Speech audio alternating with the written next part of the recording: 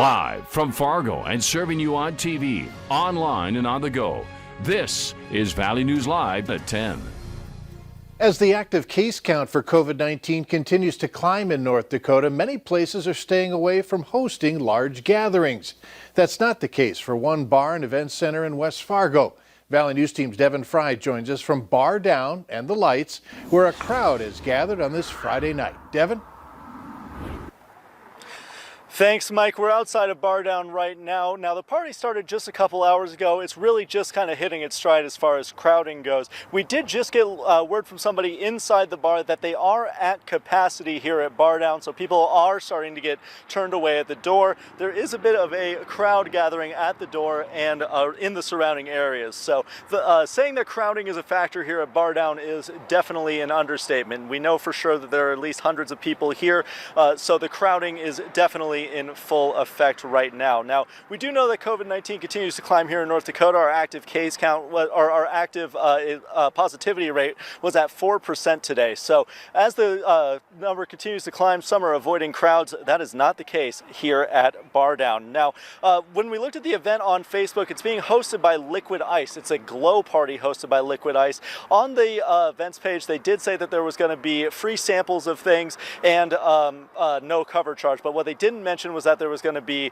any COVID guidelines put in place, whether it be distancing or masks, and we've only seen 1 or 2 people wearing masks coming to and from the area, so really a crowded situation here. Now, they are set to be following North Dakota state guidelines. We are in the green zone right now, which means low risk of spreading. It is just a crowded situation, something that we don't get very often right now amidst the COVID-19 pandemic. So definitely a crowded situation here at Bar Down. When we reached out to the bar, they did not get back to us for a comment. Neither did the Lights Event Center. We also reached out to the city of West Fargo about how they're keeping people safe with large events like this going on, but they also refused to comment. So those are what we know so far about this event. We'll be on the lookout for any more of a crowd. Stay tuned here to Valley News Live and on the VNL app. But for right now, reporting from West Fargo, Devin Fry, Valley News Live. Thanks, Devin. That same facility has also been the focus of noise complaints for hosting concerts that neighbors say are too loud. Straw bales are still burning tonight, a week after fire broke out at the Masonite plant north of Wahpeton. Richland County officials say that they're working with the Wahpeton Fire Department to help suppress the fire. High winds in the forecast today hastened the need for more efforts to fight the fire, which originally started on August 21st. There's new information tonight surrounding a body found on the edge of a Grand Forks County community. While authorities aren't ready to identify the person, those living next to the area where the body was found say they know who it is. Investigators today tell us they were searching in Arvilla, which is west of Grand Forks. They located the body of a female in a tree row on the edge of the town. While authorities said that a positive identification of the female has not been made, they did say that they're searching for Erin Paterka, who has been missing since August 18th. Valley News Team's Courtney Lockie is in Arvilla right now. She joins us with what some folks there had to say about the missing 35-year-old. Courtney? Mike, I actually just found out that the search for Paterka has been going on for a couple days here in Arvilla. Now I'm standing where Grand Forks deputies found the body of a woman earlier this afternoon. I'm going to show you some video of what it looks like since it's getting dark here, but where this body was found, there's actually now a memorial of flowers that's been placed there.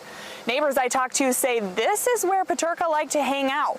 Walking around, I can see where she was walking around. The grass is totally flattened. I can even see where she was starting some fires. Neighbors say this is because she spent half her time living out here and the other half living in an apartment complex just up the road with her boyfriend. One of the people I talked to that lives in the same apartment complex says that when she saw Paterka, she actually confronted her because she knew she had several warrants out for her arrest. The last time she saw her was July 31st going into her boyfriend's apartment complex. No one seemed to know the cause of death. They said that there were several arguments between Paterka and her boyfriend and that they knew she was using drugs. Still, they say it's sad to see something like this happen in their town and quite literally in their backyards. Mike? Thanks, Courtney. Authorities say an autopsy is being done to determine a positive identification as well as how the woman died. North Dakota Governor Doug Burgum set a goal of completing 8,000 tests per day for COVID-19 by the end of August. The lab has hit more than 7,000 a few times, but the numbers are fluctuating. The average number of tests completed is less than it was 3 weeks ago. The governor says there was a temporary shift in testing strategies. To make more room for testing college students, there was less testing done on long-term care facilities at the state lab. However, demand did not match the amount of space given. We'll be moving some of the long-term care back. We're going to work on programs, think about how do we get more higher education testing done, because we want to keep driving that testing number up. When the governor said he was setting another testing goal, he said that the state would have to rely on commercial labs to accomplish it.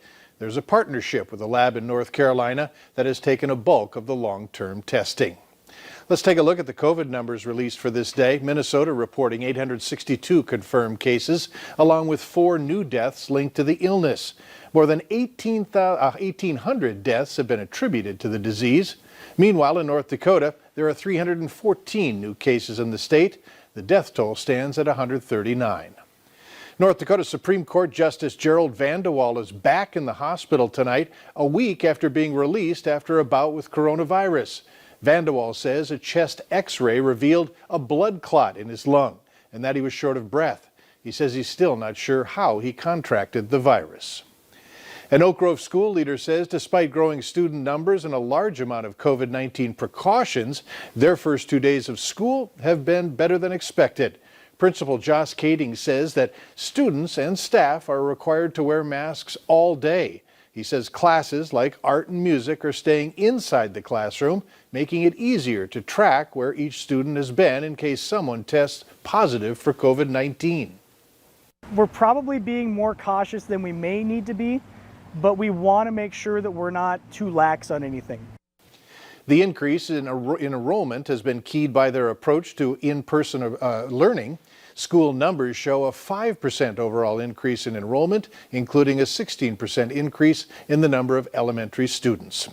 There was an unfortunate fire at a time when farmers are busy in the fields. Crews were called to the intersection of Wall Avenue and Main Street tonight in Horace, where this tractor caught fire. The driver tried to put out the fire with an extinguisher, but was not successful. The cause of the fire is unknown, and crews say the tractor won't move for a few days because it's going to be difficult to tow. It's quiet tonight outside the Lincoln and Martin Luther King Jr. memorials in Washington, D.C. Thousands of peaceful demonstrators marched and gathered today, calling for social justice and police reform as the country is grappling with the fallout with another police-involved shooting. This was the 57th anniversary of the March on Washington by Dr. King Jr. Dr. King's descendants made a passionate plea calling for changes decades after King's speech.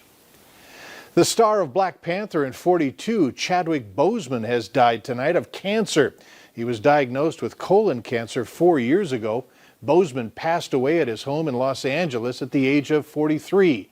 Boseman portrayed Jackie Robinson in the film 42 and the Black Panther in the Marvel Cinematic Universe.